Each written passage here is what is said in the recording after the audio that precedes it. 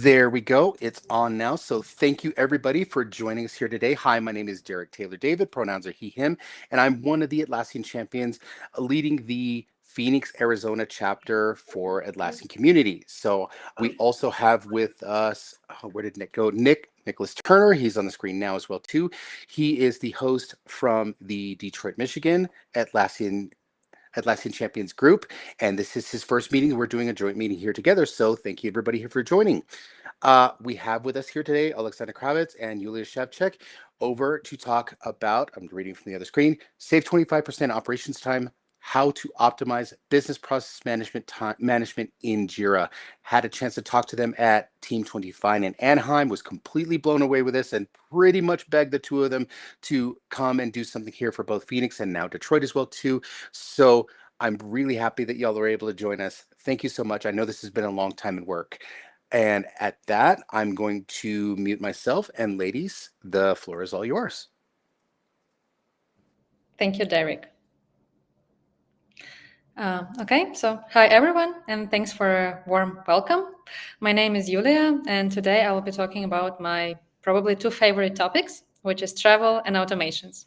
And I'll show you how we manage business travel, something that's became nearly impossible to escape in any growing company, and how smart checklists can help you and your team streamline the process. Then Alexandra will show you how it works in real life, and we will wrap up with a Q&A session. So let's begin. Brief introduction. I'm operations lead at Railsware. We create awesome products, smart templates being one of them, and we also do consultancy for over 18 years now. So as you can imagine, travel's been with us for a long time. When I joined the team during post-COVID times, the company went from having 0 travel tickets almost to 200.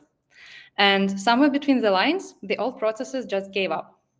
And I don't know if you remember your first trip you booked after pandemic, but I personally felt like driving that old dusty 4-wheel bicycle from my parents' house, and our team felt exactly the same. So I decided to step up and see how we can turn that 4-wheel bicycle into nice and sporty 2-wheel bike.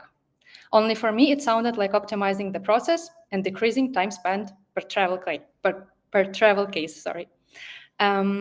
So let me show you how the previous workflow looked like. Yep. This is how the bicycle and its 4 wheels initially looked. So we had people submitting tickets in GSM portal, then we had operations team gather info and preferences via direct messages in Slack or other chatbot. Operations team created Jira tickets manually and added all the info, which was very time consuming and confusing also. And all the components, which is tickets, hotel approvals, invoices, and stuff were shared and stored in Slack. So as you can imagine, the process management was a mess. Team members didn't have clear instructions on how to proceed, lots of manual work. Me as a lead, I couldn't track the process, and it was often that the team was bottlenecked with the knowledge that other team members hold, and the onboarding for new team members was super confusing. Yeah, we can go to the next slide.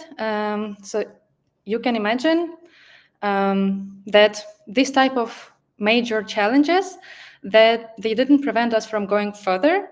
Of course, the bicycle took us to the final destination, but the ride was far from being enjoyable. Lots of time spent on resolving each travel request. There was struggles to maintain flexibility, especially ensuring compliance and policies. We had budgets, limits. Finance wasn't very happy when we were approving everything custom. And then it led to inefficiencies in the payment process and lack of consistent vendor evaluation. And here I can give you an example. So in terms of travel, our vendors are Airbnbs and hotels. And we have office in Poland, in Krakow, and there are a lot of cool, nice Airbnbs around. And then it turned out that one of the popular destinations near the office, they had issues with water pressure, and we always had unhappy team arriving on Monday. So instead of just saving that information in the checklist or other place, we just didn't notice that. And well, unhappy team is not very cool to have around in the office. I can tell you that. So then, to sum up everything that I have just mentioned, um, I figured out that it always felt like we were reinventing the wheel, and it could have been done simpler. It required extra effort to align preferences, budgets, and policies. And Alexandra, you can show the next slide, which is basically, yeah, this is how I summed up the process that I took over at the moment. And then I started to look for tools, and then it hit me that, okay, what if we take smart checklist and we implement it in our operations? And on the next slides, I will show you how we approach this task. So yeah, this is basically the real example of the travel request. Later, Alexandra will guide you through that in demo instance. But going back to the four-wheel bicycle, right? We took that as a reference, and we started our process with interviewing each involved team, what they do, how they process the request, what type of questions they ask. At the time, we even had to re-educate people how to act as a human in an airport, where to find PDF with your ticket, how to use that old dusty apps that you forgot even exist in your phone. And we converted all the knowledge that we gathered into a checklist. It's a template with clear predefined steps. And what I really liked about checklist is that it can include text reminders to do something, or it can also include mentions, link to policies, link to other processes, which is the next step where we add guidance for each step. We prepare clear instructions and recommendations what should be done to complete this step successfully, right? And what is also a cool feature is that it doesn't allow you to go further unless previous step is completed. So we didn't have cases of someone, for example, booking a hotel before checking if the person has the visa to travel to the event. For example, if I was traveling to this event on site, I would probably start with the visa for myself and not with the cool accommodation near the office or wherever, conference room, right? And then we proceeded with educating the team. Of course, we conducted knowledge sharing sessions to onboard team members to the process. And surprisingly, it was super easy to adapt, and it was very user-friendly. It took us minimal effort to onboard new team members. And also later, when we added feedback gathering as a separate step to the process to understand people's let's say real examples, right? What went well during the trip? What could have been done better? We turned that into a regular process tuning event, which we run once per quarter. And when we need to update some steps, because, well, travel regulations change all the time. Now we don't have to do that PCR test or wear a mask or take something extra to the airport. That's when we just update the template, and it's basically already populated for all new tickets created, as easy as it gets. Yeah, we can see here how the process is looking right now. So we have people forming a request, and it is still submitted through GSM system, but now it includes all details and preferences. So we have predefined fields that person should basically fill in before submitting the ticket. So no cases where person is requesting inbound ticket but no outbound ticket, right? Because someone decided not to leave the country they are traveling to a conference to. Then template is added automatically, and it's created in Jira with a smart checklist applied. So requester, the person who will be traveling, mostly can view to-do and progress in GSM request. So they are not worried that someone forgot to book a trip or nothing is happening. They see all the progress, and they can provide comments on the go, like, hey, I noticed that there is like this cool hotel. Can you check if it's available, right? If the step regarding the hotel booking is not completed yet. Then the next step is additional support check. So, for example, sometimes we need to declutter the template into smaller sections because, as you can imagine, the travel process for a company of 200 people can be quite heavy. So we have to check, for example, visa requirements for people traveling from the US to some European countries or vice versa. And that's when the checklist solves our issue. We can link basically one template with another by creating another step. So if person requires visa, go create visa support request, and it already has its own predefined checklist items. Super convenient, super easy to manage, and also it helps to differentiate and also like declutter the workflow within the team. Then we have the processing of the request. Of course, it's just step-by-step completion. And as I mentioned, there are items that are marked as mandatory. Person cannot go further if the previous step is not completed. Super cool. Then there's a result validation, the thing that I just mentioned, and personal assistance. So communication now happens within the ticket, and the requester can confirm or explain any aspects of the travel directly in the ticket. So you don't have to worry because travel is already a stressful event. And when you arrive to the airport and you do not have one place where you have your confirmations, tickets, visa, whatever, it can be very, very, very frustrating. So that really helps us and the person who is traveling.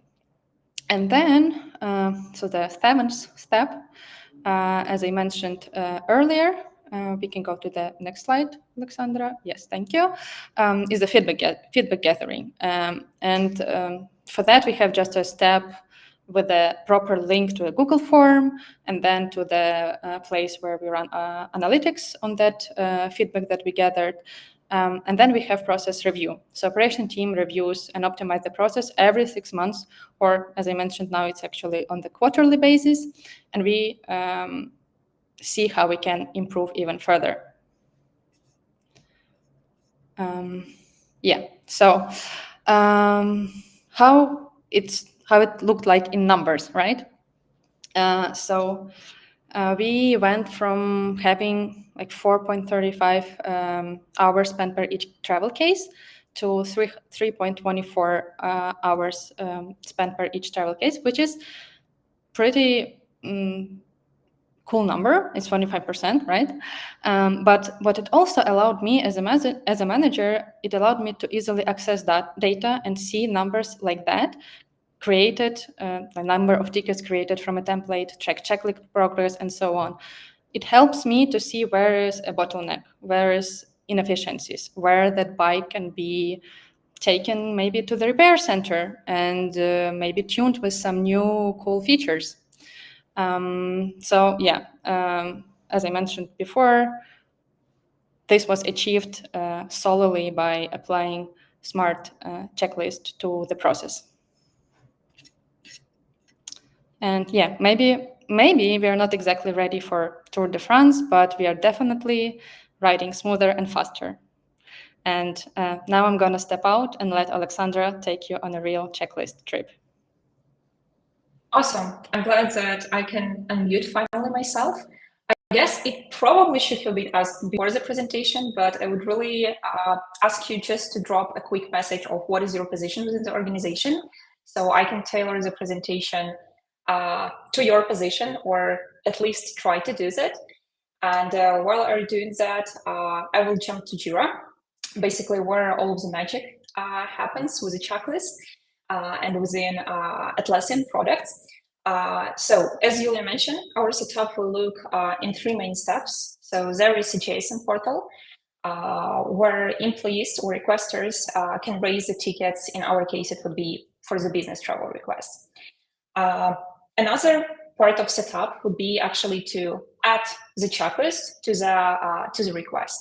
So you can create tailored checklist templates. In our case, it would be the list of instructions to proceed with the travel management process.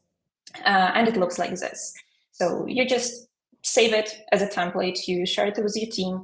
All of the team members can know how the process should be proceeded. If you need to update this checklist, you just update it in one place, so you basically just update the checklist template, and that's how you know that when some changes happens, your team is already with updated checklist how to proceed with the process. And another part would be the automation, which actually will allow us to add automatically the checklist, the specific checklist template to the specific request type.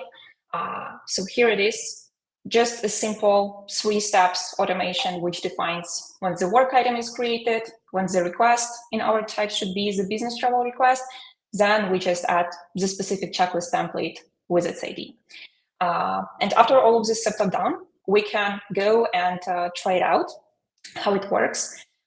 So first we start from the help center. I'll just go here. The request would be just the business travel. The traveler would be me. We will go to the Paris. I will mention the departure date, the arrival date, and I would like to live in a hotel. After the request is created, we can go actually to the agent side, and here we should see that the instructions, so basically the checklist, would automatically added, and in our case it would be the travel management checklist. And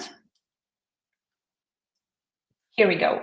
So me as an agent or just the assignee that proceeds with this travel management, I will know exactly what step-by-step how I should proceed this. As you can see here, we can, so these checklist items can contain just the specific text. It contains links to the external documentation. It can contain the details. If I need to adjust it somehow, I can even mention someone, for example, I will just mention myself.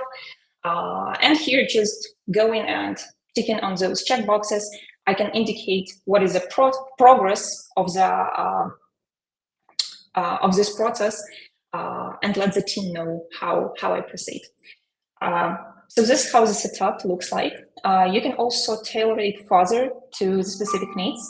For example, if Yulia would like to make the process more strict, or let's say to make the team more compliant with the process, we can add another setup, which is workflow validator. So basically, if I haven't resolved all of the checklist items, or specific checklist items, me as an agent, I cannot resolve the ticket. So under the hood, I have the configuration which says that if I'm as an agent, haven't completed all of those mandatory checklist items, which are marked here with a red asterisk, I cannot close the ticket. And if I'll try to do it, I'll try to mark it as done, so the resolution would be done, and I hit on the update button, you will see that I need to complete all of the mandatory checklist items before resolving the ticket. So let's discard the changes, let's update the checklist. So basically we'll resolve all of the mandatory items here. And yeah, as you can see, the list is pretty huge. So you can imagine how to break it down to subtasks, or how to manage everything with the tasks. While you still need to have some small checks to do, you can definitely cover it up with a checklist. And after all my mandatory items are completed, I'll try to move it to done. And here we are, it's unlocked. And the last thing, like last but not least, what I want to show you is actually you can enable the configuration to show the checklist progress and the checklist itself on the customer portal. So if you want to bring up just more transparency of what is the progress of this ticket, you can enable the checklist on the customer portal or disable it per project. And yeah, this is how the smooth process both for the assignee that proceeds with the ticket and for the requester, both goes really smooth. And that's basically it. If you have any questions, just drop them into the chat. I will be happy to answer them. And if no, what do we have next? We have the share feedback form. Your input really matters. Just if you can drop us a message and thank us whether it was helpful or not. If you have any additional questions, feel free to scan this QR code, share your feedback, and you'll also get those 10 process templates for free, which you can basically copy paste to your Jira and play with them. And we have actually a question from David. If you start one process and you determine that you need to switch, how would that look? So I would say that not everything actually can be covered by a checklist. What I can imagine, for example, here on the checklist, we somewhere have the checklist item within the visa. For example, here, if I travel to the USA, I need to, no, that would be the bad example. Let's proceed with this one, buy tickets. For example, I should buy tickets, and while I'm processing this checklist item, I can determine that it actually took me more time. I need the input maybe from some other teams, or I need actually to reassign the ticket. How I can imagine that you can proceed with that, instead of just resolving this checklist item or creating a new Jira work item from scratch, you can convert this specific checklist item to the Jira issue. We will put here that I need to buy tickets. I will create the issue, and this checklist item will be replaced with this another Jira issue that should handle someone else. So this is how you can switch between processes.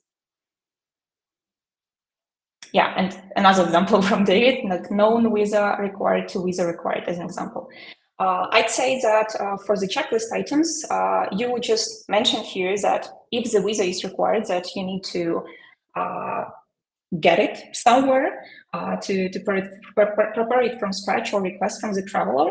And you can definitely just note this checklist item here. And if this step is not required, and for example, it's not marked as a mandatory, we have a specific checklist item which you can set to the skipped custom status.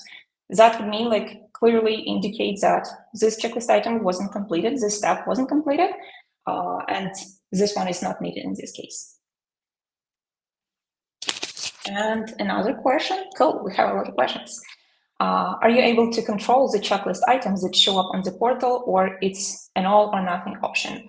If it's the latter, could we add a field that shows the progress of the checklist items without revealing all of them? No, unfortunately, you either enable the content of the whole checklist item or disable it at all. So right now it works like that, but thanks for sharing the feedback.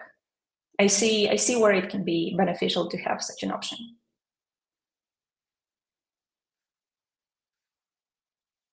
Cool. And basically, those features that I've just demonstrated, it's not all of them. We have much more. I just don't want to overwhelm you because some of the settings can be not relevant to our presentation today.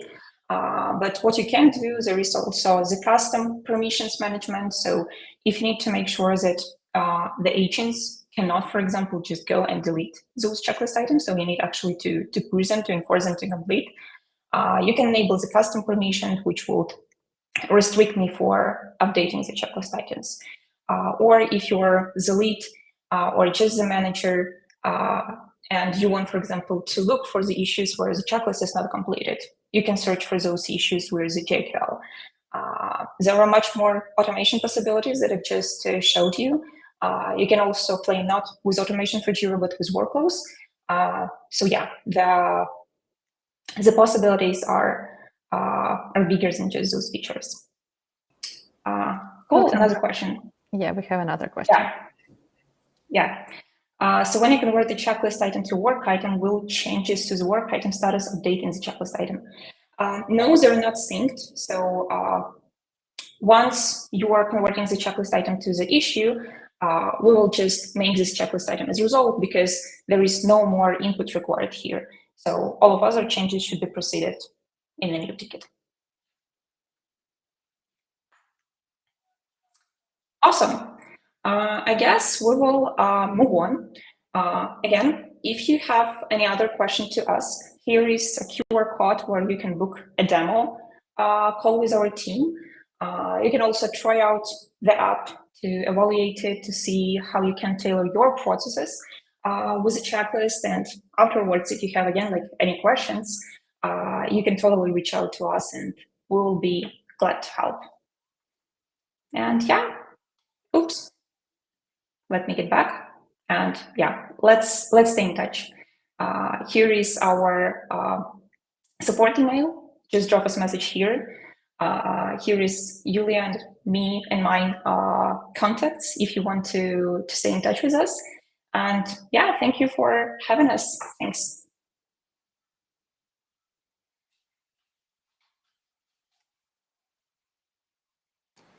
So now, was this going to be the two-part of that, or because sorry, I made the assumption at the very beginning that there would be one and then another. That may have been my bad. One another what? Presentation? Yeah, I thought there when you said at the beginning there would be one presentation, then another following presentation from each one of you. So that was probably my bad. Okay, so Julia just presented how the process looks like and how we managed to adjust it. And from my side, it was just a real demo on Jira. Okay, that makes more sense. My apologies. It looks like Nick has another question. When the work list item is created from the checklist, is it attached to the main work item as a linked issue or as a child? Actually, I'm really glad that the convert checklist item to Jira issue really resonates with you guys, because we have a lot of questions regarding that. No, right now it's just a simple converting to another issue. It just links to the checklist item. Yeah, if you'd like to make them link, you unfortunately should do it manually. But yeah, thanks for resolving for revealing a lot of possible use cases of how it can be proceeded. Okay, and then I had one semi-related to some of the things that you said, but it's not directly tool related. One of the ones that struck me, because I'm personally horrible at this, you mentioned that about once a quarter you go in and take the feedback that you've got from people running in the process right now, and you go through and implement it. Please tell me how you go about scheduling those kinds of things, how you do your reminders that we need to go and gather feedback, or is it a survey that happens at the end, like one of the tasks is each one of the tickets, how you go through that process of process improvement for the process that you built after gathering all those requirements? Yeah, Derek, super cool question. I can answer that. I think, Alexandra, even you can share again the checklist, and I think it's already there. If not, I will explain it to you. So we have, so yeah, you see, it's there. We have a separate step. We say that, okay, ask to provide inputs and feedback at this link, and we share this link either to the task itself, so the help ticket that was created through the GSM portal, or if the person is like more reachable through Slack, we contact them in Slack and asking to submit the feedback. Then we have separate Jira process, which is actually also a checklist template. Go to this file. Right now, we are looking at the Looker Studio dashboard. And we basically see the scores, see the progression, see the feedback, which is written in comment field. And that's basically it. Then we go through that. We check which vendors has to be, for example, updated. We always have a reference to the exact ticket in the Looker Studio dashboard. So that we can go there and see all the details. So what was booked, when it was booked, how much we paid for it. We also have right now links to the ERP system, and we also see the budgets per each travel case. So that is also very helpful for the operations team. I can also share how some other processes are run on schedule. So it's not always just gathering the feedback, but sometimes it's, for example, some forecasting for the budget, or me as a product manager, I have reminders that I need to update my team on the roadmap or prepare the new roadmap. And of course, you can always do it with the automation for Jira. You can define what the issue should be created there, and it will be automatically recreated there. The downside of this approach is actually that it's really bottlenecked just to the Jira admins or to the project admins. So it's not shared across the team or just for the regular users in my team. So what we do internally, the people team, like the HR team, use this heavily. We tend to create another set of templates, which is not actually the template of the checklist, but now it would be the template of the issues. So here again, I can have the reminder that monthly I need to review the budget. So what I can do, I can create the issue structure for that, assign it already to the responsible people, and within this issue template, I can also set up the scheduler that it should be runs on monthly basis. Under the code, I can set up another automation that will notify myself on Slack or on email that the corresponding ticket was created. And this is how I proceed with unscheduled tasks. Super efficient. It's integrated with a checklist. If I need to break down again any issue to small checks, I can include checklist here. And this is how I make sure that actually I do a pretty easy setup.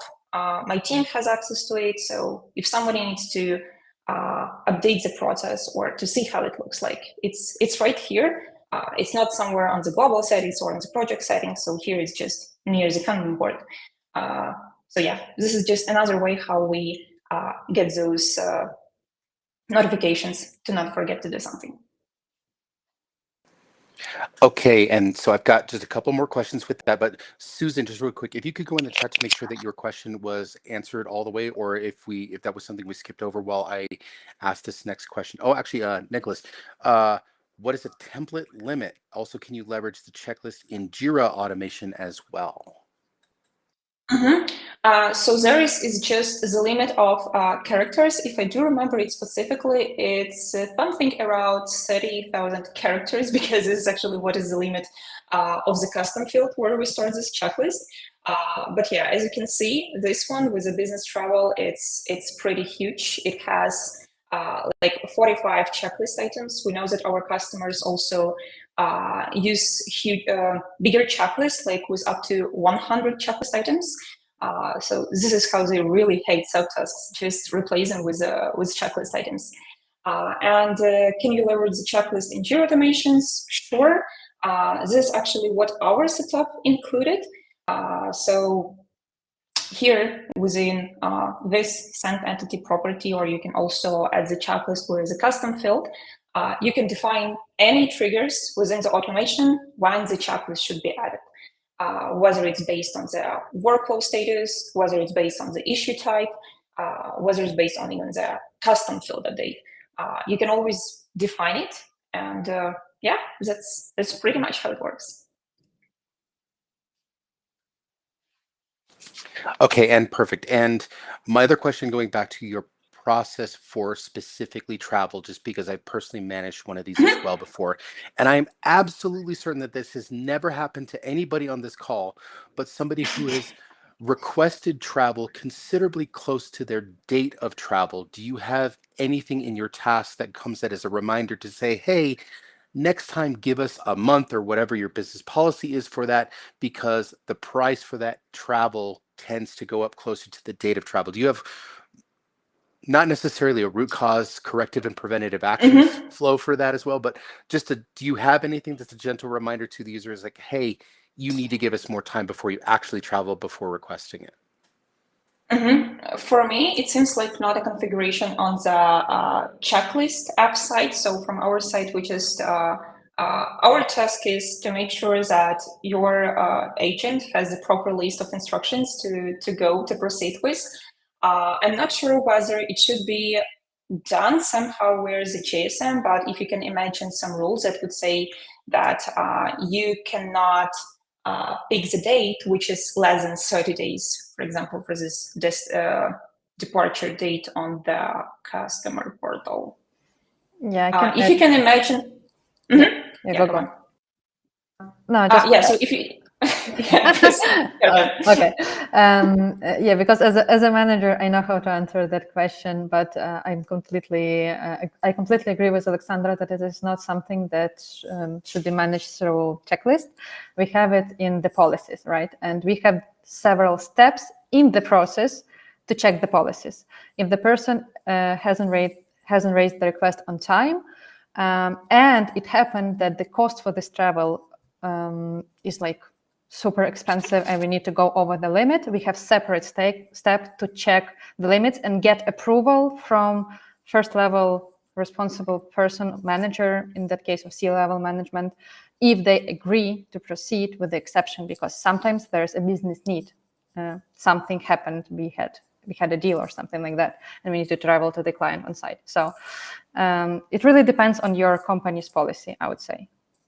Yeah, I think that's a very good point about at what point certain tasks in the human world should be automated versus handled by actual people as well too. And this one, I agree with you. This is something that based on policy should be discussed and handled and not necessarily administrated by the tool. Okay. I think you had the list of different templates that you had on the screen a little bit back, and you mentioned a few of the other ones. Are there anyone else in that list that you're particularly proud of? Like, you meant there were some ones for HR. Yeah, is there any ones that maybe you'd like, hey, this is one that I'm excited about? The one I'm excited about, you won't be excited about because we have different positions.